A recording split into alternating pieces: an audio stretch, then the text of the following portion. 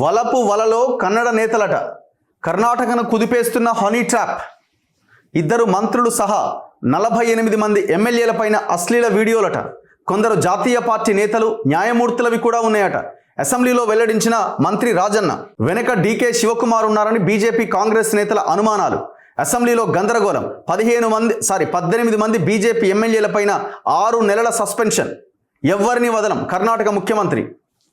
Suspension వేటు పడిన ఎమ్మెల్యేలను అసెంబ్లీ నుంచి బయటకు తీసుకొస్తున్న మార్షల్స్ అట. సో ఈ హనీ ట్రాప్లో వలలో చిక్కుకున్నారట చాలామంది. హనీ ట్రాప్ వ్యవహారం కర్ణాటక రాజకీయాలను కుదిపేస్తోంది. ఆ పార్టీ ఈ పార్టీ అని కాకుండా పలువురు నేతలు ఇందులో చిక్కుకున్నారు. ఇద్దరు మంత్రులు సహా 48 మంది కాంగ్రెస్, బీజేపీ, జేడీఎస్ ఎమ్మెల్యేలు, కేంద్ర కాంగ్రెస్ నాయకులు న్యాయమూర్తులపైన అశ్లీల వీడియోలు తీసినట్టుగా తెలుస్తున్నది. ఊర్నాయన ఈ విషయాన్ని ఒక సీనియర్ మంత్రి అసెంబ్లీలో బయటపెట్టడం కలకలం రేపింది. ఏ గవర్నమెంట్ ఉంది అక్కడ? కాంగ్రెసే కదా. సిద్ధరామయ్య ముఖ్యమంత్రిగా ఉన్నారు. తాను కూడా హనీ ట్రాప్ బాధితున్నాయని విచారణ జరిపించాలని డిమాండ్ చేశారు. అసలు ఈ అంశం వెనుక ముఖ్యమంత్రి కావాలని అభిలషిస్తున్న సీనియర్ నాయకుడి హస్తం ఉందని, ముఖ్యమంత్రి కావాలని అనుకుంటున్న నాయకుడు ఎవరు? సిద్ధరామయ్యకి డీకే శివకుమార్కి మధ్య ఫైట్ జరిగింది. సో ఆయన హస్తం ఉందని కాంగ్రెస్లో చర్చ నడుస్తున్నదట. కొందరు ఉప ముఖ్యమంత్రి డీకే శివకుమార్ పైన అనుమానాలు వ్యక్తం చేస్తున్నారు. దీనికి సీఎం సిద్ధరామయ్య సమాధానం చెప్పాలని బీజేపీ సభ్యులు అసెంబ్లీలో పట్టుబట్టారు. జ్యుడిషియల్ విచారణ కానీ, సిబిఐ దర్యాప్తు కానీ చేపట్టాలని డిమాండ్ చేశారు. వెల్లోకి దూసుకెళ్లి గందరగోళం సృష్టించారు. కాగితాలు చించి స్పీకర్పై విసిరేశారు. దీంతో 18 మంది బీజేపీ ఎమ్మెల్యేలను 6 నెలల పాటు సస్పెండ్ చేస్తూ పాలకపక్షం సభలో తీర్మానించింది. మార్షల్స్ సహాయంతో వారిని సభ నుంచి బయటకు పంపించింది. కర్ణాటక సహకార మంత్రి రాజన్న ఆయనే ఆ అంశాన్ని లేపిండు. 3 రోజుల కిందట హనీ ట్రాప్ అంశాన్ని తొలుత బుధవారం బీజేపీ ఎమ్మెల్యే, మాజీ మంత్రి సునీల్ కుమార్ ప్రస్తావించారు. కాంగ్రెస్ ప్రభుత్వం హనీ ట్రాప్ ఫ్యాక్టరీ నడుపుతోంది. ఈ వ్యవహారం పైన దర్యాప్తు జరిపించాలి అని డిమాండ్ చేశారు.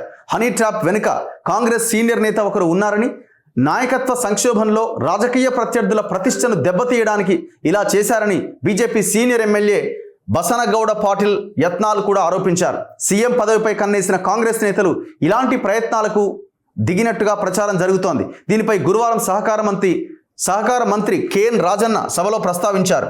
తాను కూడా హనీ ట్రాప్ బాధితుణ్ణి అని చెప్పడంతో సభలో కలకలం రేగింది. నేను ఒక్కడినే కాదు, 48 మంది ఎమ్మెల్యేలతో పాటు కేంద్ర నాయకులు, న్యాయమూర్తులు కూడా బాధితులే. వారి అశ్లీల వీడియోలు తీశారు. కొందరి వద్ద సంబంధిత పెన్ డ్రైవ్లు, సీడీలు ఉన్నట్టు నాకు సమాచారం ఉన్నది. ఇది కర్ణాటకకే పరిమితం కాలే.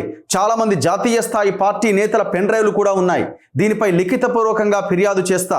లోతైన దర్యాప్తు జరగాలి. ఈ పెన్ డ్రైవ్లు, సీడీల సృష్టికర్తలు ఎవరు, వీటి దర్శకులెవరు, నటులెవరు అంతా బయటకు రావాలి. ఇది చాలా తీవ్రమైన అంశం. రాజన్న లిఖితపూర్వకంగా ఫిర్యాదు చేస్తే సమగ్ర దర్యాప్తు జరిపిస్తామని హోంమంత్రి జి పరమేశ్వర హామీ ఇచ్చారు. లైంగిక వేధింపుల ఆరోపణలు ఎదుర్కొంటున్న బీజేపీ ఎమ్మెల్యే మునిరత్న మాట్లాడుతూ తాను కూడా రాజకీయ వేధింపులకు బలయ్యాను అన్నారు. అసెంబ్లీలో దుమారం. బడ్జెట్ సమావేశాల చివరి రోజైన శుక్రవారం ఈ అంశంపై కర్ణాటక అసెంబ్లీలో తీవ్ర గందరగోళం రేగింది.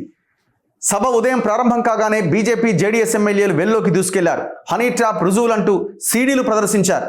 బడ్జెట్ పైన చర్చకు సీఎం సిద్ధరామయ్య సిద్ధం కాగా మొదట హనీ ట్రాప్ వ్యవహారంపై వివరణ ఇవ్వాలని పట్టుబట్టారు. దీనిపై హోంమంత్రి ఇప్పటికే ఉన్నత స్థాయి విచారణకు ఆదేశించారని, ఇలాంటి కార్యకలాపాల్లో పాత్ర ఉన్న ఏ పార్టీ నేతను వదిలేది లేదని సీఎం సిద్ధరామయ్య స్పష్టం చేశారు.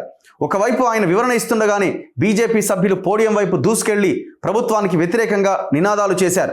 సాయంత్రం 4:30కు తిరిగి సభ ప్రారంభం కాగానే స్పీకర్ స్థానాన్ని అగౌరవపరిచినందుకు 18 మంది బీజేపీ ఎమ్మెల్యేలను 6 నెలల పాటు సస్పెండ్ చేస్తున్నట్లు స్పీకర్ ఖాదర్ ప్రకటించారు. వారు బయటకు వెళ్ళకపోవడంతో మార్షల్స్ వచ్చి బలవంతంగా బయటకు తీసుకుపోయారట. మీరు అనుకుంటున్నారా దీని మీద ఎంక్వైరీ జరుగుతుందని? జరగదు. ఎలాంటి ఎంక్వైరీ ఉండదు, పాడు ఉండదు. 4 రోజుల్లో ఇది కొత్త కథం అయిపోద్ది. వాళ్ళు రాజకీయంగా ఎవరికి వాళ్ళు ప్రయోజనం పొందడానికి ఇది అది అని మాట్లాడతారు. అల్టిమేట్గా పార్టీలన్నీ ఒక స్టేజ్కి వచ్చేసరికి ఏకమైపోతాయి. ఎందుకంటే ఇద్దరికి ఇబ్బందే కదా. ఆయన ఒక మంత్రి చెప్తున్నాడు కదా, బీజేపీ వాళ్ళు ఉన్నారు, కాంగ్రెస్ వాళ్ళు ఉన్నారని, న్యాయమూర్తులు కూడా ఉన్నారని. ఇక అది ఏం ముందుకు పడుతుంది చెప్పండి ఒకసారి. కానీ ఇది ప్రభుత్వాన్ని నిరికించడానికి, కొంతమంది నిరికించడానికి ఇది ఉపయోగపడవచ్చు. మరి రేపు కాంగ్రెస్ ఆ ప్రభుత్వం కూలిపోవడానికి ఏమైనా డీకే శివకుమార్ ప్రయత్నం చేస్తున్నాడా అన్నది ఇక మరి చూడాలి. ఎందుకంటే ముందు నుంచి ఆయన పదవి కోసం అయితే బలంగా ప్రయత్నం చేసిండు, కుదరలేదు. కాంగ్రెస్ ఆ అభ్యర్థిని ముఖ్యమంత్రి అభ్యర్థిని ప్రకటించడానికి కూడా చాలా 2-3 రోజులు వెయిట్ చేసి చర్చలు చేయాల్సిన పరిస్థితి వచ్చింది.